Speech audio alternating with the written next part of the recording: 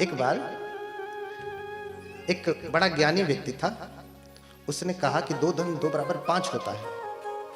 नगर के सभी विद्वान गण इकट्ठा हो गए, कहे 2 धन 2 बराबर 4 होता है, 5 नहीं होता है।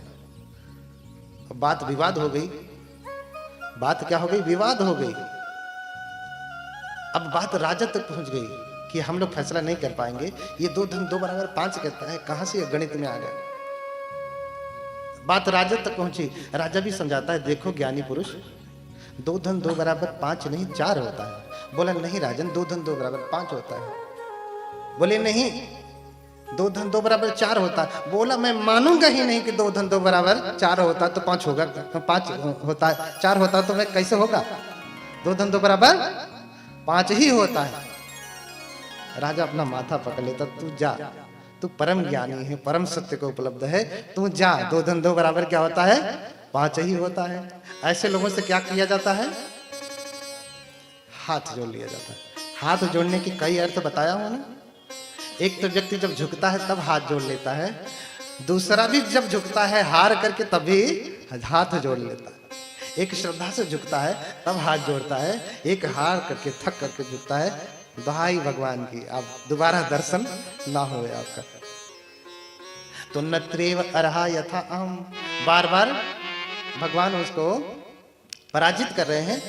उस समय सर्दियां जब पड़ती थी तो लकड़ियां फाड़ते थे यज्ञ के लिए, तो लकड़ियां फटती नहीं थी।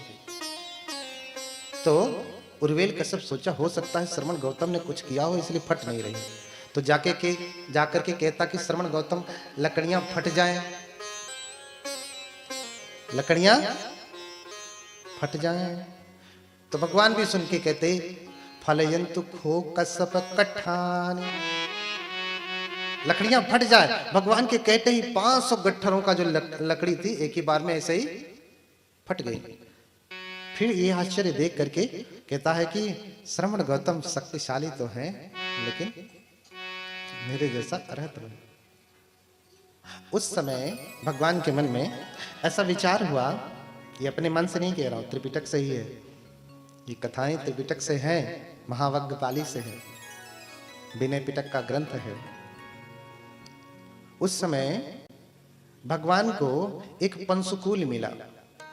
पंसुकूल यानी पुराना कपड़ा, ऐसे ही रास्ते पे गिरा हुआ फटा पुराने कपड़े को पंसुकूल कहा जाता। पंसु यानी धूल होता है।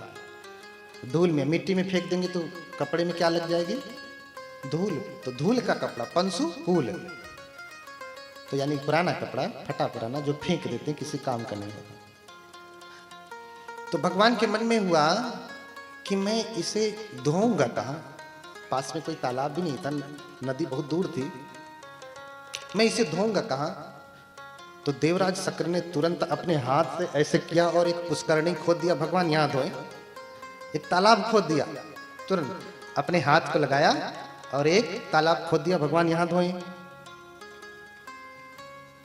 अब फिर भगवान के मन में आया कि मैं तालाब तो हो गया, लेकिन मैं इसे उपछूंगा कहां?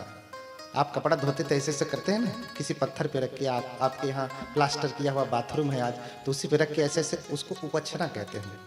हाँ, तो मैं उपछूंगा कहां? तो फिर चातुर महाराज जी देवता एक शिला ला करके बीच में रख दी, पत्थर बड़ा सा रख दिया और बोले भगवान यहां उपछे, भगवान यहां उपछे। तो फिर भगवान के मन में आया कि पुष्करणी तो गहरी है, मैं उतरूंगा कैसे? समझ रहे हैं? अब भगवान तो हमारे जैसे नहीं कि ओ कपड़ा निकाला दौड़ते दौड़ते गए झम से कूदे। भगवान तो ऐसा करेंगे नहीं। भगवान तो परम तपस्वी हैं, साधक हैं, संयम से कोई काम करते हैं, धीरे धीरे उतरेंगे। तो मैं कैसे उतरूंगा? बहुत गहरा गिर जाऊंगा। तो पास में ही जो वृक्ष के देवता थे अपनी शाखा को ऐसे ही लटका देते हैं और कहते हैं कि भगवान इस शाखा को पकड़ करके उतरें। भगवान शाखा पकड़ करके नीचे उतर जाते और पंसकुल को धोने के बाद उनके मन में आता कि मैं इसे फैलाऊंगा कहां। फिर तुरंत चातु महाराज देवता चारों दिशाओं से इकट्ठा होते और एक बड़ी सी शिला ला करके बाहर रख देते, कहते भगवान इस पे फैला दीजिए, सूख जाएगा। भगवान उस शिला पे ला करके फैला देते, तब तक ब्राह्मण आता, श्रमण गौतम चले, भोजन का समय हो गया। फिर देखता, अरे पहले मैं यहां पुष्करणी नहीं देखता था, पुष्करणी के बीच में कोई शिला नहीं देखता था, और पुष्करणी के बगल में लंबा वृक्ष जिसकी शाखाएं लटकी हों ऐसा वृक्ष भी नहीं देखता था, पुष्करणी के पास में ही भूमि पर कोई बड़ा सा पत्थर शिला नहीं देखता था, ये अचानक कहां से आ गए? श्रमण गौतम, ये कैसे हुआ?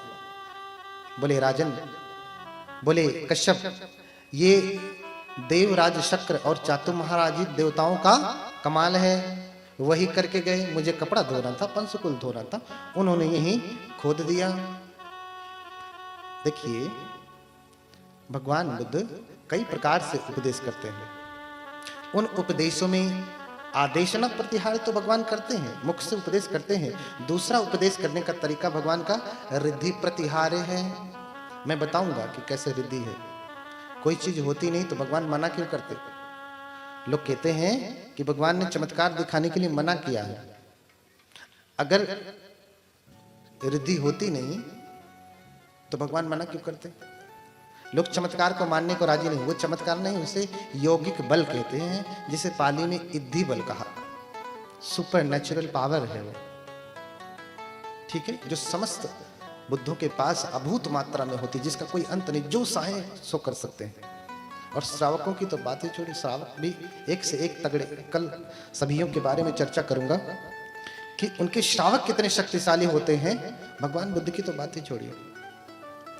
अरे ये सब मैं पहले नहीं देखता था, आज देख रहा हूं, ये कैसे हुआ?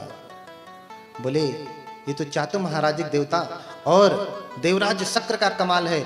उन्होंने यहां पे पुष्करणी खोला, यहां पे शिला रखा, वृक्ष की शाखा को लटकाया और एक शिला रखा। फिर कहता कि अरे श्रमण गौतम तो महारिद्धिशाली हैं। इद्धिमंतो खो समनो गौतमो न त्वेव अर्हा यथा अहम। लेकिन मेरे जैसा अर्हत नहीं है, मेरे जैसा अर्हत नहीं है। उस समय अंगीठियां जलती नहीं थी, सर्दी का समय था। लोग, चूंकि उर्वेल कश्यप याज्ञिक है, यज्ञ करने वाला है, तो उसकी यज्ञशाला जलती नहीं थी, उसका यज्ञ कुंड जलता नहीं था। तो उसके मन में आया कि अच्छा हो कि श्रमण गौतम कहे कि अंगीठियां जल जाए। अंगीठियां जल जाए। तो श्रमण गौतम से आके कहता, श्रमण गौतम अंगीठियां जल जाए। भगवान बुद्ध भी कहते कि उर्वेल कश्यप अंगीठियां जल जाएं। और जैसे भगवान ने कहा, उसकी 500 अंगीठियां जल गई। फिर आश्चर्यचकित होता। ऐसे करके इतने चमत्कार भगवान दिखाते उसको, लेकिन वो एक ही ग्रंथि माने बैठा है। सर्दी का समय होता था तो लोग ठिठुरते थे, अंगीठी नहीं होती थी किताब में। सर्दी के समय में आप नहा लेते हैं तो क्या करते हैं? अग्नि तापते हैं ना। आज तो गर्म पानी हो गया है, गीजर हो गया, पहले नहीं हुआ करता था। लोग जल्दी से हैंडपंप का पानी या कुएं का पानी निकाले, नहाए और तुरंत आग के पास बैठ जाते थे। तो अंगीठियां नहीं होती थी। भगवान ने कहा कि 500 अंगीठियां हो जाएं। तुरंत 500 अंगीठियां प्रज्वलित हो उठी। लेकिन उसका मान गिर नहीं रहा था। फिर भगवान ने उसको फटकार लगाया, अरे मूर्ख, तू अरहत क्या, अरहत होने का मार्ग भी नहीं जानता कि कैसे कोई अरहत होता है और अपने आप को अरहत समझता है। तू अरहत नहीं है, तू तो जानता भी नहीं कि कोई अरहत कैसे होता है। और जब भगवान ने फटकार लगाई तो समझ गया कि हाँ, मैं तो सच में नहीं जानता हूं। जानते हो तो बताओ। वो क्या जानता? कुछ नहीं जानता। फिर चरण पकड़ लेता, श्रमण गौतम, मैं झूठी हट पाले हुआ था। मैं जान रहा हूं कि मैं नहीं जानता, लेकिन मैं ये मान लेता कि आप बड़े हैं तो मेरा मान कम हो जाता। मैं मान लेता कि 2 धन 2 बराबर 4 होता तो मेरा 5 मानने वाला वाद गिर जाता। आप बड़े हैं तो मैं छोटा हो जाता। इसलिए चरणों में आकर गिर जाता। कहता, एसोहं भंते भगवंतं शरणं गच्छामि धम्मं च भिक्षु संघं च। हे बंते, मैं आपकी शरण में जाता हूँ, धम्म की शरण में जाता हूँ, संघ की शरण में जाता हूँ। लभेयाम पवज्जा लभेयाम उपसंपदम। मुझे प्रवज्जा दें भगवान, मुझे उपसंपदा दें, मैं आपके यहां प्रवज्जित होना चाहता हूं। भगवान ने उसको प्रवज्जित किया। और जब भगवान प्रवज्जित करते हैं उर्वेल कश्यप को, तो उसके 500 शिष्य उर्वेल कश्यप के साथ प्रवज्जित हो जाते हैं और सब अपनी बाल चोटी सोटी सब काट करके उंडा कुंडा सब कहां फेंक देते? उर्वेला की नदी में फेंक देते। और उसी उर्वेला नदी के किनारे गया कश्यप और नदी कश्यप दोनों भाई भी रहते थे, दोनों रहते थे। और बाल बहता 500 लोग एक साथ, उस समय लोग बड़े बड़े बाल रखते थे ना, जैसे आप रखती हैं, ऐसे स्त्री पुरुष दोनों बड़े बड़े बाल रखते थे, दोनों कानों में कुंडल पहनते थे। अपने बालों को काटा और नदी में फेंक दिया 500 शिष्यों ने और उर्वेल कश्यप ने। पानी में बहते बहते बाल जैसे ही गया कश्यप के कुटिया के सामने पहुंचा, तो गया कश्यप घबरा गया कि लगता है मेरे भाई के ऊपर कोई संकट आया, किसी ने उनका बाल वाल काट करके मुंडी उंडी काट के फेंक दिया लगता है। भागा भागा अपने 300 शिष्यों के साथ आता और बहते बहते जाता नदी कश्यप के पास। वो भी घबरा जाता, लगता है कि मेरे भाई के ऊपर कोई संकट आया है। दोनों भाई भागे भागे आते, पहले गया कश्यप पहुंचता और वो देखता कि मेरा बड़ा भाई जो परम ज्ञानी है, उससे बड़ा ज्ञानी कोई है नहीं धरती पे। जब वो श्रवण गौतम की शरण में है तो वो भी भगवान बुद्ध की शरण ग्रहण कर लेता। उर्वेल कश्यप कहता कि देखो, मैं तो भगवान की शरण गया, तुम्हें रुचे, तुम्हें अच्छा लगे तो तुम शरण ग्रहण करो, कोई दबाव नहीं है। तो गया कश्यप कहता, भ्राता आप जैसा इतना बड़ा ज्ञानी जब भगवान की शरण चला गया, तो मैं तो आपके जैसा ज्ञानी नहीं हूं। देखिए, ज्ञानी व्यक्ति ज्यादा तर्क वितर्क वाला नहीं होता, मान लेता है कि जब ये मुझसे बड़ा ज्ञानी स्वीकार कर लिया, जैसे बाबा साहब को हमारे मानने वाले सभी लोग, बाबा साहब भगवान बुद्ध की शरण गए तो उनसे बड़ा तो ज्ञानी कोई है नहीं ना। अगर होते तो अब तक सब बुद्ध बुद्ध हो जाता, है ना। ये उनसे भी बड़े ज्ञानी हैं, इसलिए आज तक वो बौद्ध नहीं हो पाए। वो मानते हैं कि 1956 जब दोबारा आएगा तो मैं बुद्ध धर्म की शरण जाऊंगा। फिर नदी कश्यप आया और वो भी देखता कि उर्वेल कश्यप, गया कश्यप, ये सभी लोग भगवान की शरण में हैं। 800 लोग भगवान की शरण में हैं। वो भी अपने शिष्यों के साथ भगवान की शरण ग्रहण कर लेता। और फिर भगवान बुद्ध के साथ 1003 लोग प्रवज्जित होते। उर्वेल कश्यप के 500 शिष्य, गया कश्यप के 300, नदी के 300, कितने हो गए? 1000। और उर्वेल कश्यप, गया कश्यप, नदी कश्यप, कितने हो गए? 1003 लोग। ये इतिहास की ऐसी पहली घटना है जहां इतने सारे लोग एक साथ जो है किसी की शरण ग्रहण करते हैं। आज तक कभी भी ऐसा नहीं हुआ है। ये कोई सामान्य लोग नहीं है, संगी हैं, गणाचार्य हैं।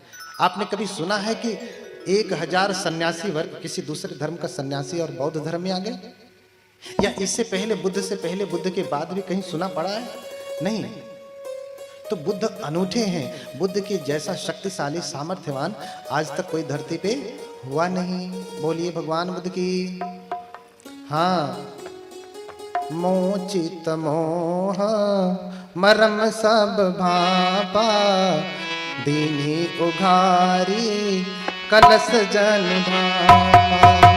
मोचित मोह मरम सब भापा, दीनी उघारी कलश जन भापा।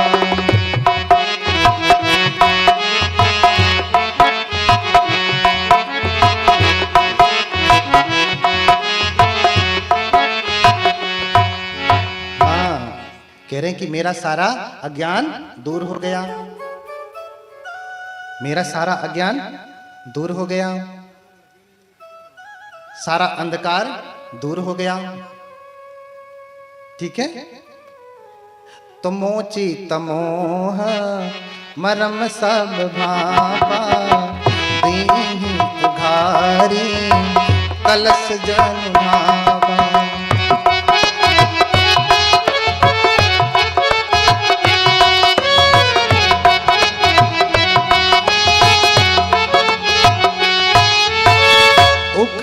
गए तहाँ दीन्ही जमाई,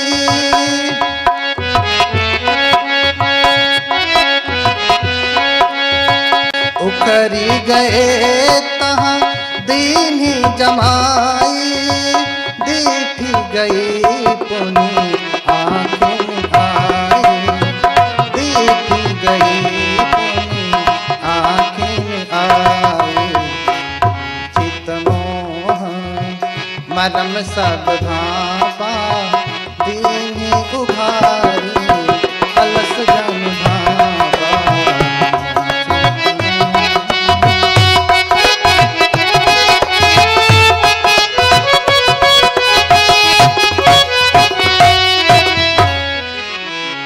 बोलिए भगवान बुद्ध की। तो ऐसे हैं भगवान, कह रहे हैं कि जैसे कोई सयथापि भिक्खवे उक्कुज्जितंगवा निकुज्जेय पटिछन्नंगवा विवरेय मूढ़स्सवा मग्गं आचिख्येय अंधकारे तैलपजोतं धारेय एवमेव भूता गौतमेन अनेक पर्यायेन धम्मोपकाशितो। बोलिए भगवान बुद्ध की। जैसे कोई अंधकार को प्रकाश में बदल दे, जैसे कोई ढके हुए को खोल दे, जैसे कोई मार्ग भटके हुए को रास्ता बता दे, उसी प्रकार से भगवान ने अनेक प्रकार से हमारे भीतर का अज्ञान दूर किया। भगवान धन्य हैं। बोलिए भगवान बुद्ध की। और कहते हैं भगवान की शरण में रहते रहते उन सबको परम ज्ञान प्राप्त हुआ। वो सभी बहुत सारे लोग उसमें से अरहत हो गए, बहुत सारे श्रोतापन सकेदागामी अनागामी अरहत हो गए। ऐसे हैं भगवान। तो उन लोगों ने गाया, संत कबीर ने भी वही बात गाया। क्या कहते हैं? मेरी अखियां, ध्यान से सुनना, क्या कहते हैं? मेरी अखियां जान सुजान भई हो, मेरी अखियां जान सुजान भई, मेरी अखियां जान सुजान भई, मेरी अखियां जान सुजान भई। हाँ,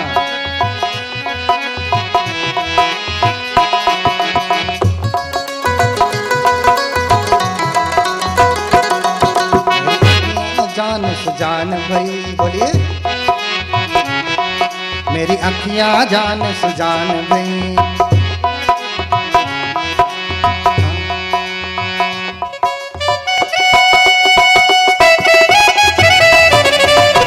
इधर से तालियां नहीं बज रही हैं, तालियां बजाइए।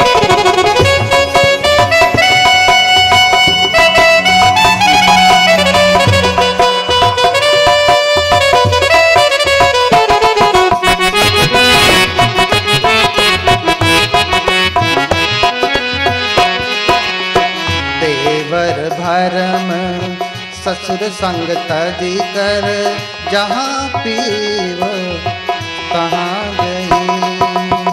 देवर भरम ससुर संग तजी कर, जहाँ पीव तहाँ गई।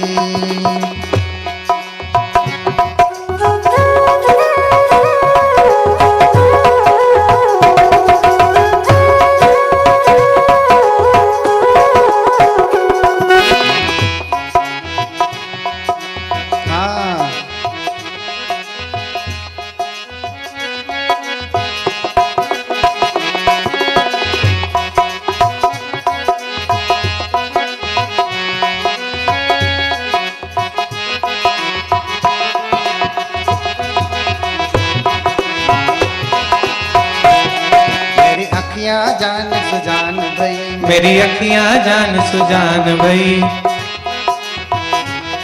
ताली नहीं बज रही है इधर से। सुजान भई।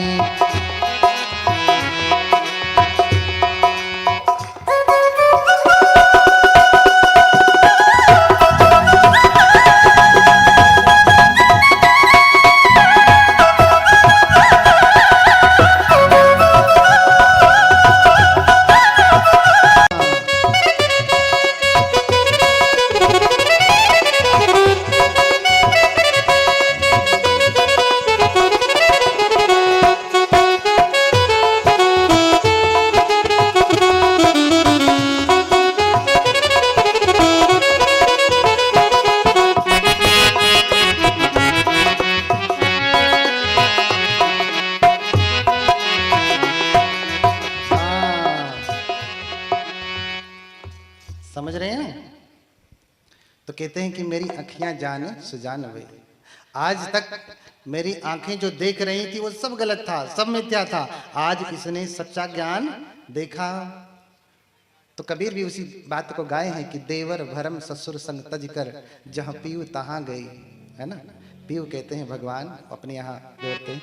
लेकिन संत कबीर तो बुद्ध परंपरा से प्रभावित हैं, इसलिए अज्ञान और अविद्या को त्याग करके जहां भगवान बुद्ध हैं वहां मेरी आंखियां गई, मेरा ज्ञान गया, मैंने उन्हें अपना गुरु माना, मैंने उनको शरण जो है स्थल माना। आज से वो मेरे गुरु हैं। तो बोलिए भगवान बुद्ध की, बोलिए भगवान बुद्ध की करुणा हो। हाँ, तो आज बहुत विलंब हो चुका है। आगे की विस्तृत कथा अभी तो शुरू ही कर रहा था, बात पे आना था, अभी तो प्रस्तावना बता रहा था। हाँ,